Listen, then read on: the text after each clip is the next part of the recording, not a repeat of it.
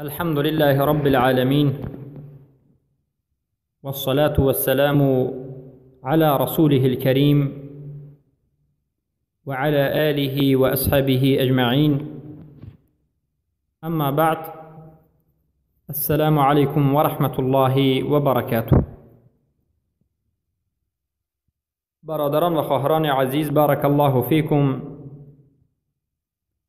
این حلقه هشتمین ما از آموزش کلمه توحید لا اله الا الله می باشد و در این حلقه باقی مانده از مسائلی که تعلق به فهمیدن و آموزش طاغوت هست تعلق دارد شرح و بیان و توضیح کرده می شود. مسئله امروزه ما این است که طاغوت نمودهای زیاد دارد. به همه این نمودهایش کفر ورزیدن، کفر بر طاغوت ضرور است و رکنی لا اله الا الله است. هر کسی که کفر بر طاغوت را به جا آورده است، لا اله الا اللهش به جا آمده است و قبول نمی شود. اما طاغوت ها از همدیگر فرق دارند و طاغوت ها به دو نمود تقسیم می شوند. طاغوت هایی که اگر به این نمود طاغوت ها انسان کفر نورزد، خود انسان کافر می شود. یعنی طاغوت هایی که اصلی دین و اصلی ایمان انسان را نابود می کند و به هر یک مسلمان ضرور است که به این نمود طاغوت کفر ورزد. و البته طاغوت های وجود دارد که انسان اگر به این نمود طاغوت ها کفر نورزد، اصلی ایمانش در جایش می ماند، اما گناهگار و ناقص الایمان و در بعض حالت گناه کبیره و در بعض حالت گناه این چنین است. چرا که طاغوت چگونه که در حلقه های گذشته بیان کردیم گوناگون است. مسئله اینجاست که مردم وقتی که به حکم غیر الله کفر نورزیدند آیا کافر می شوند یا نه؟ این یک مسئله. یعنی همه ما اهل سنت و الجماعت اتفاق میکنیم و همه علما اجماع کرده اند که حکم غیر الله و رسولش این طاغوت است. حکم کردن به غیر حکم الله و رسولش این طاغوت است و این کفر است و اختلافی وجود ندارد.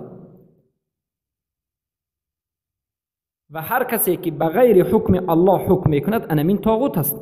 خیلی که شیخ محمد ابن عبدالوهاب ذکر کردند و من لم يحكم بما انزل الله. هر کسی که به حکم الله و رسولش حکم نکند همون انسان طاغوت است و همون دستورش، همون قانونش هم طاغوت است، طاغوتی معنوی. اما امروز انسان‌های عادی که وجود دارد و از این مسئله بیخبر است، آیا همه این انسان‌های عادی را ما کافر میگوییم یا نمیگوییم؟ امروز بسیاری از مردم هستند که میگویند من مسلمانم. وقتی که در مسئله طاغوت صحبت میکنید اونها از طاغوت خبر دارند. در مسائل بزرگ مسائل طاغوت به مانند مسئله ادعای غیب، به مانند غیر الله چیزی که پرسته می شود طاغوت است، در مسئله اینکه شیطان طاغوت است، در مسئله اینکه باید الله یگانه پرستیده شود و غیر الله این طاغوت است. از این مسائل خبر دارند، اما در مسئله حکم بغیر ما انزل الله، حکم کردن به حکم غیر الله،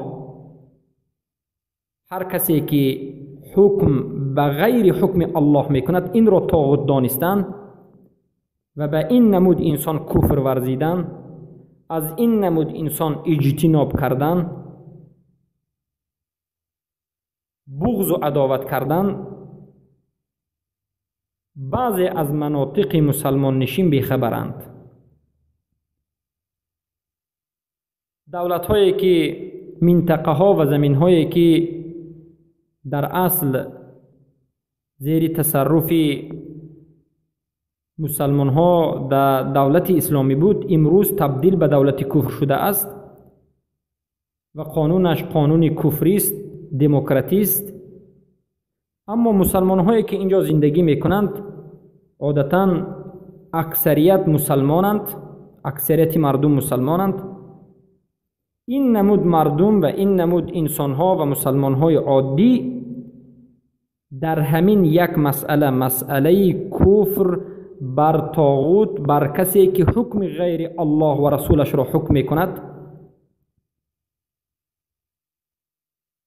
کفرشان را آشکار نکرده اند. یعنی در این مسئله چخیلی که باید و شاید انجام دهد باید و شاید انجام نداده اند.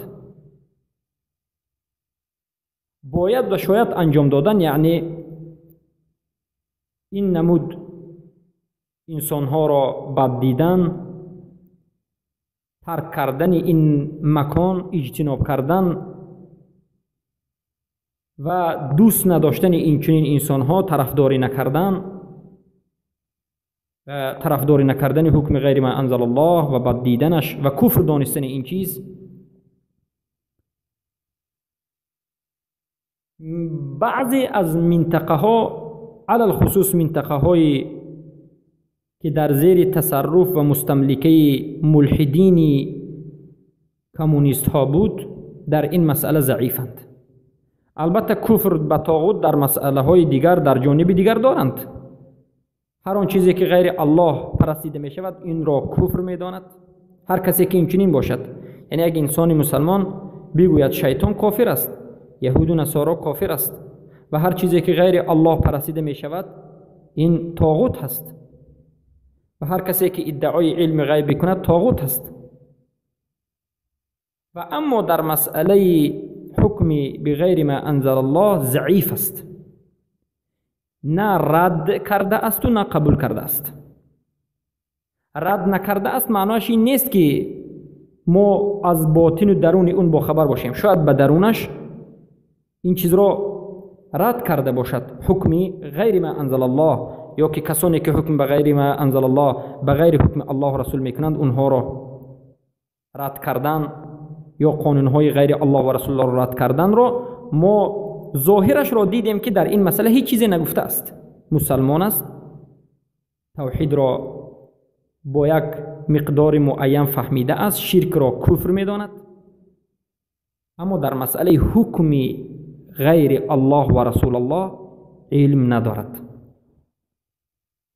آیا این چنین انسان را کافر گفته می شود یا نمی شود؟ چرا این سخن را می گویم؟ برای اینکه برادر گفت یک قسم از انسان ها گفتند که همه انسان ها و مسلمان های عادی که در دولت های کفری و طاغوتی زندگی می کنند، اونها اگر کفر بر طاغوت را آشکار نکرده باشند اینها کافرند. ما میگیم در این حالت البته غلط کردند،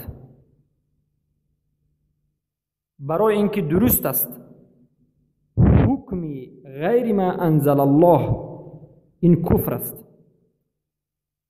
حکم کردن به غیر حکم الله این کفر است. حکم کننده به غیر حکم الله این کافر است. خیلی که نص آیت خودش به همین دلالت میکند، به مانند حکم های دموکراتی و غیر دموکراتی و حکم هایی که حکم غیر الله و رسول باشد.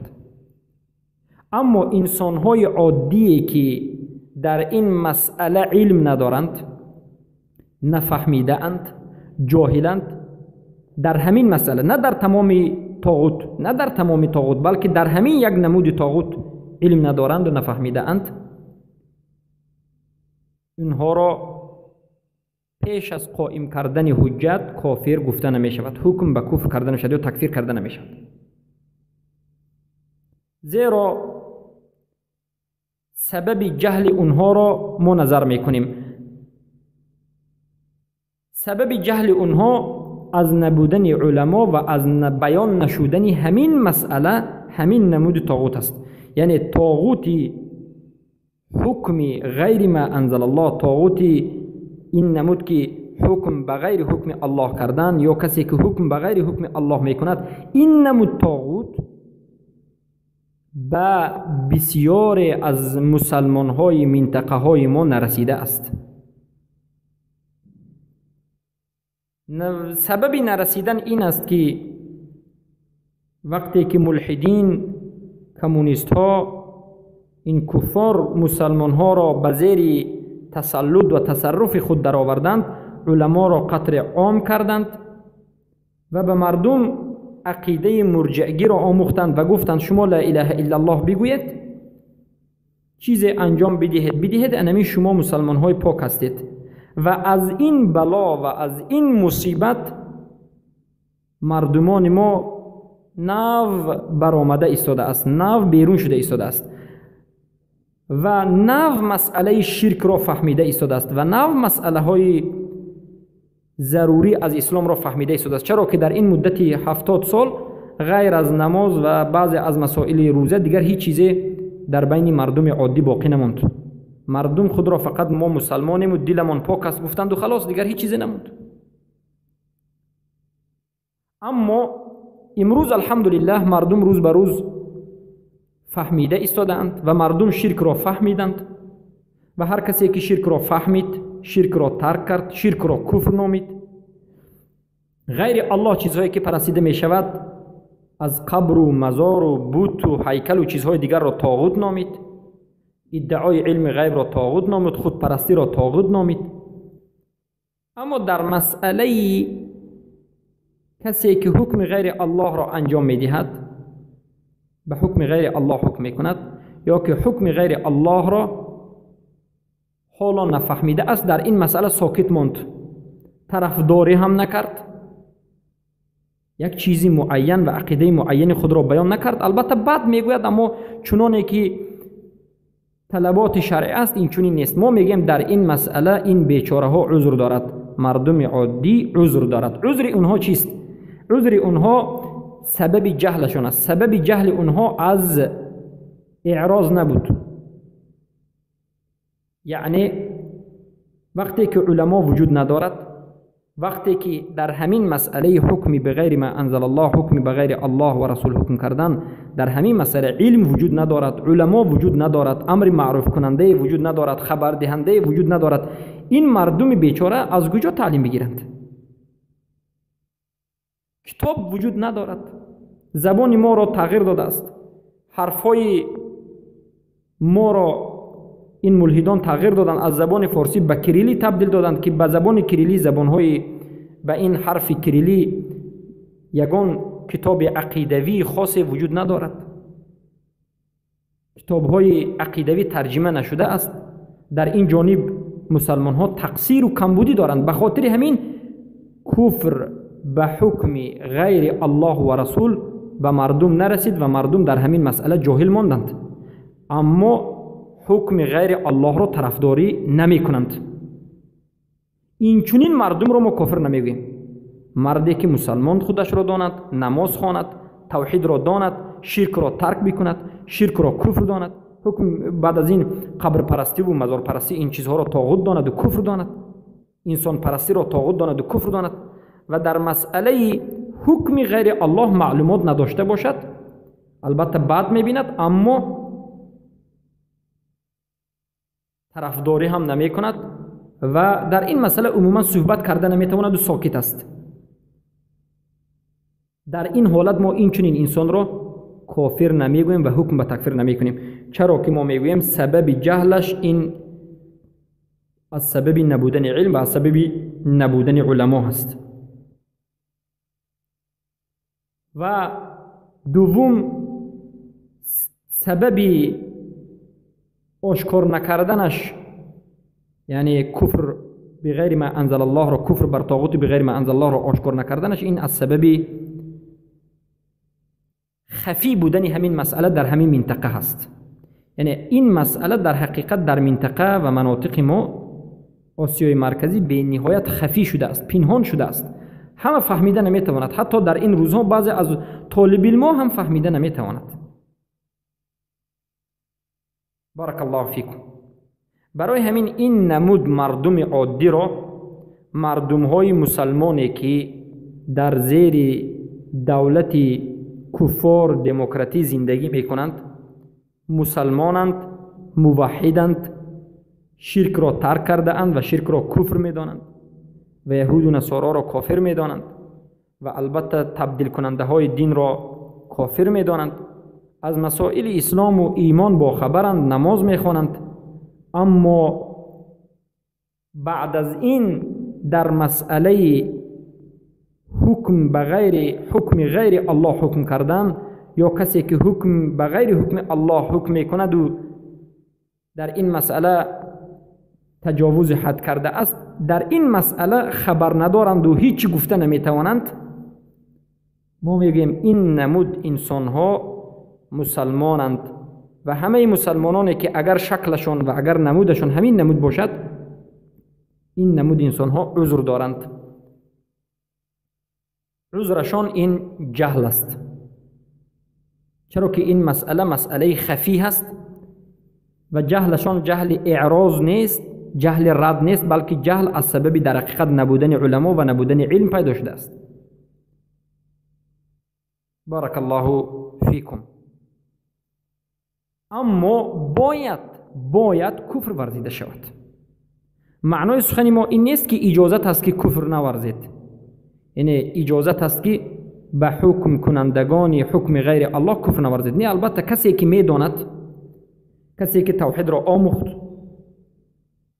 کسی که فهمید که حکم غیر الله این کفر است، کسی فهمید که حکم کردن به حکم غیر الله این کفر است، بعد از این آمد و بعد از فهمیدنش و دانستنش کفر نورزید، به این نمود طاغوت ها کفر نورزید، این نمود طاغوت ها را دستگیری کرد، البته این کافر می شود.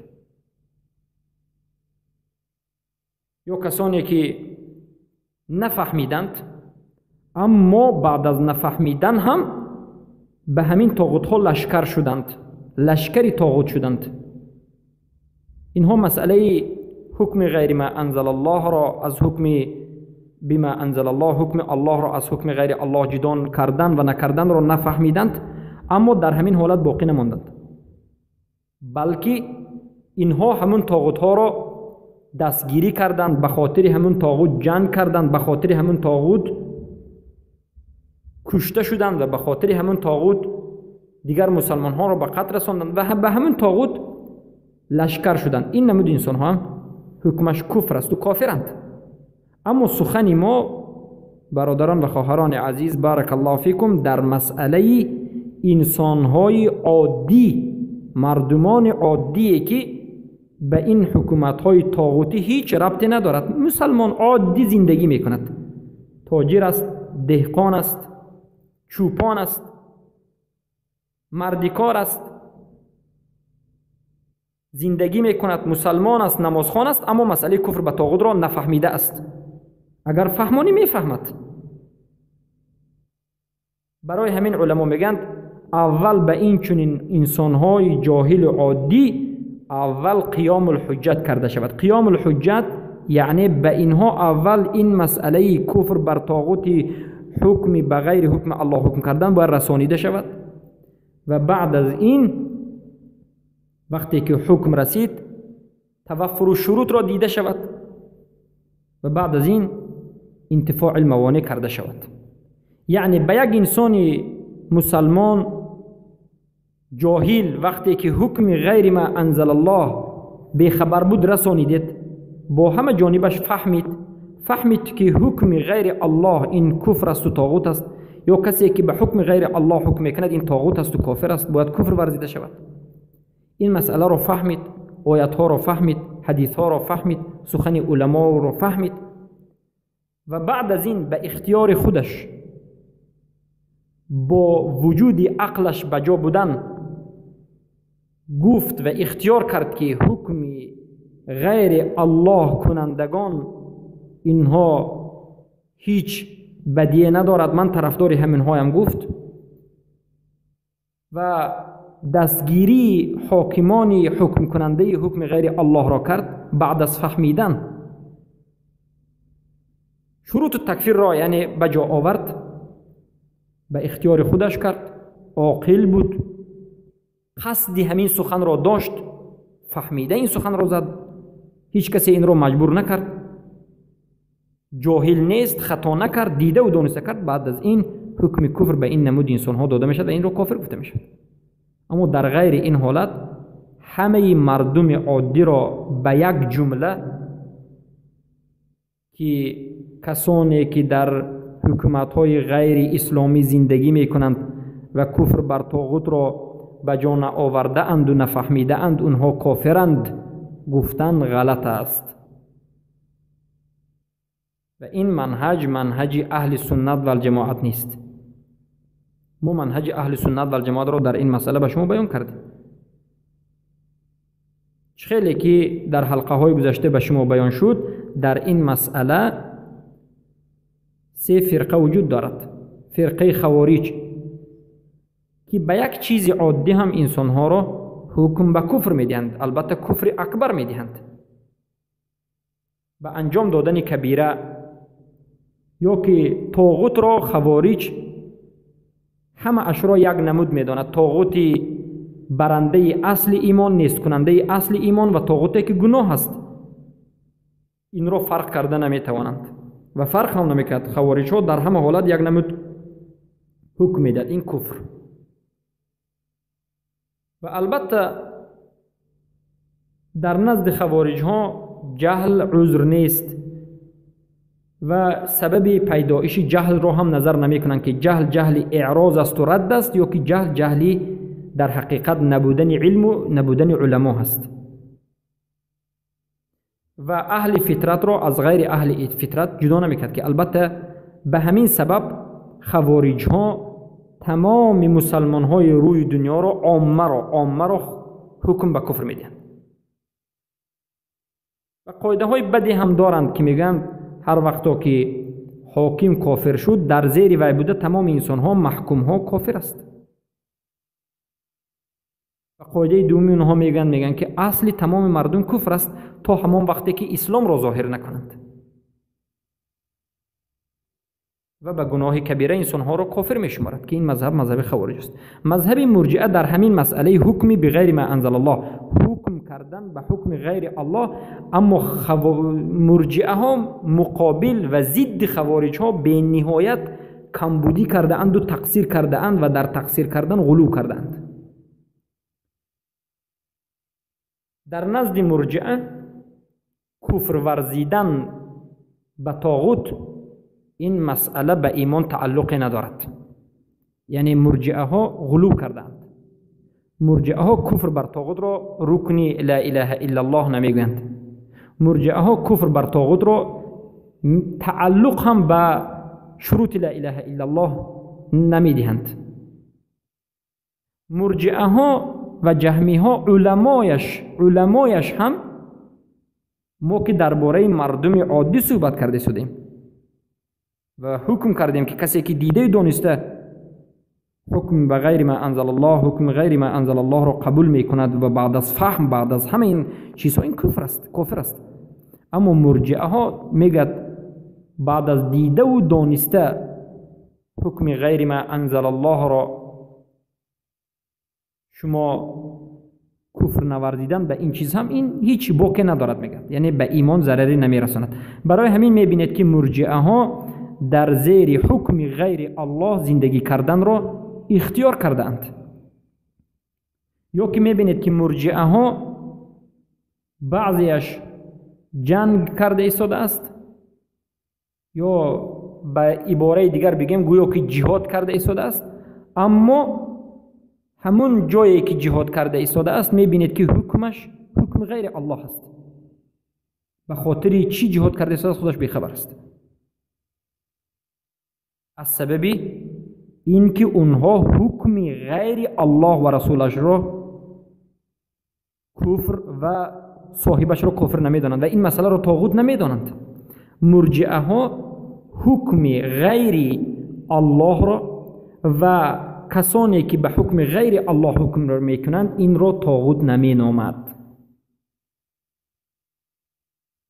البته این تفریط است و این غلو است. ببینید مذهب فرقه خوارج همه نمودی طاغوت را یک نمود میداند و کافر میداند و بین طاغوت فرق نمیگذارد و در بعضی حالت طاغوت خفی را از طاغوت آشکار و طاغوتی که عذر دارد یا ندارد فرق نمیگذارد و میگوید کسی که به کوچکترین طاغوت هم کفر نورزید این کافر است. خودش میگه یعنی به همین سبب تمام مسلمان ها را حکم به کفر میکند. مرجئه ها باشد کفر بر طاغوت را یک امری ناضروری، نادرکاری و یک چیزی بیهوده میداند.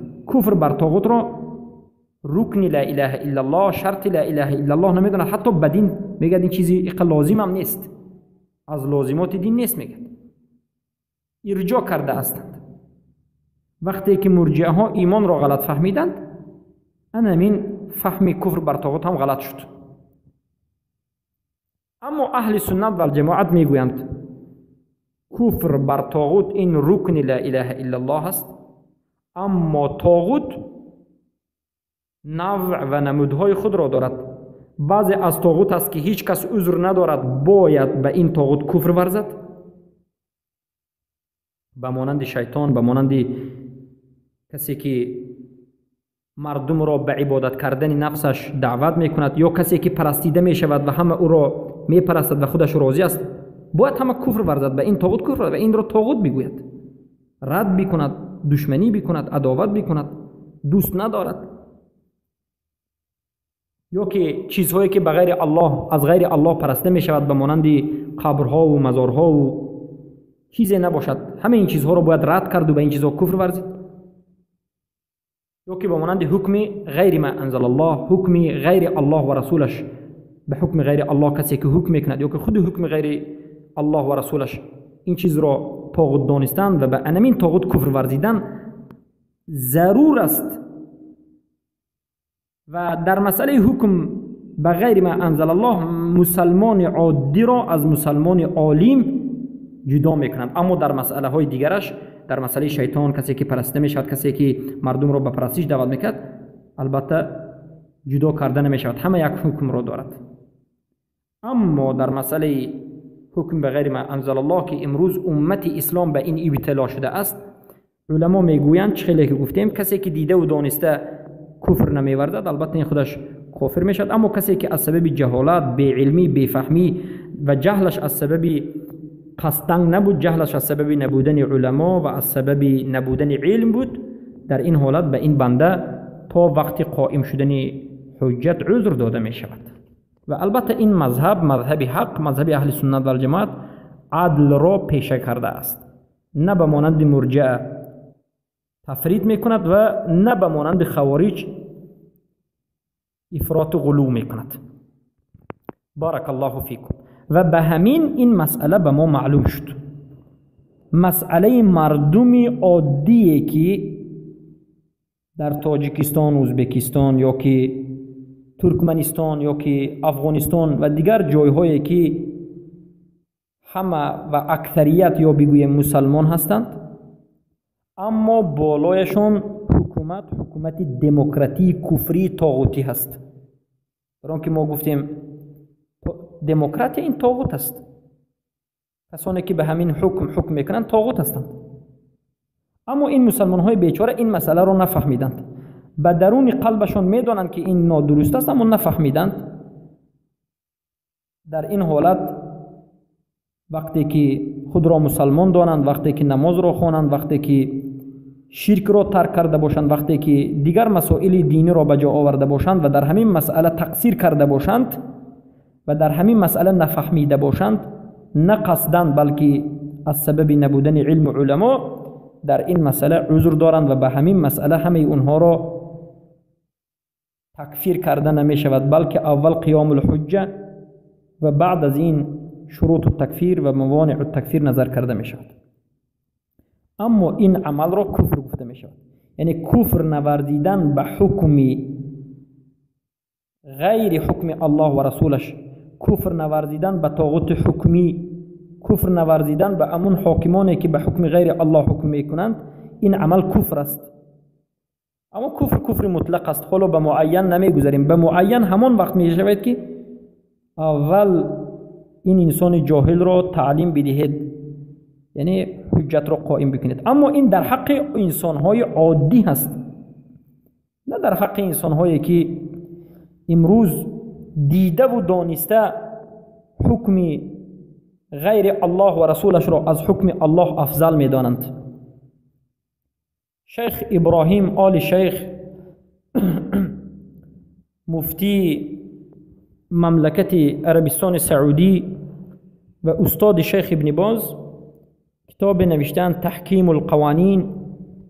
در اینجا میگویند که هر کسی حکم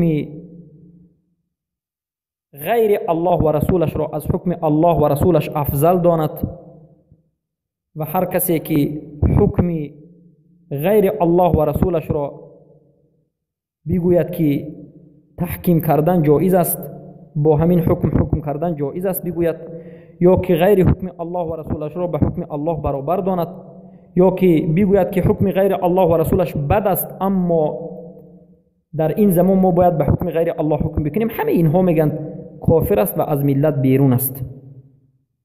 این دلالت میکند که ما باید به حکم غیر الله و رسولش باید کفر ورزیم. و البته با این یک حلقه ما نمیخواهیم که در مسئله حکم غیر انزل الله صحبت را به خاتمه رسانیم و در مسئله شرک ان شاء الله مسئله حکم بغیر ما انزل الله، حکم غیر الله و رسولش، شاید در 10 ها یا 20 ها حلقه حکم الشرک، یعنی شرک الحکم، شرک حکمی، شرک حاکمانی که حکم غیر الله و رسولش را انجام میدهند به شما بیان کرده می شود.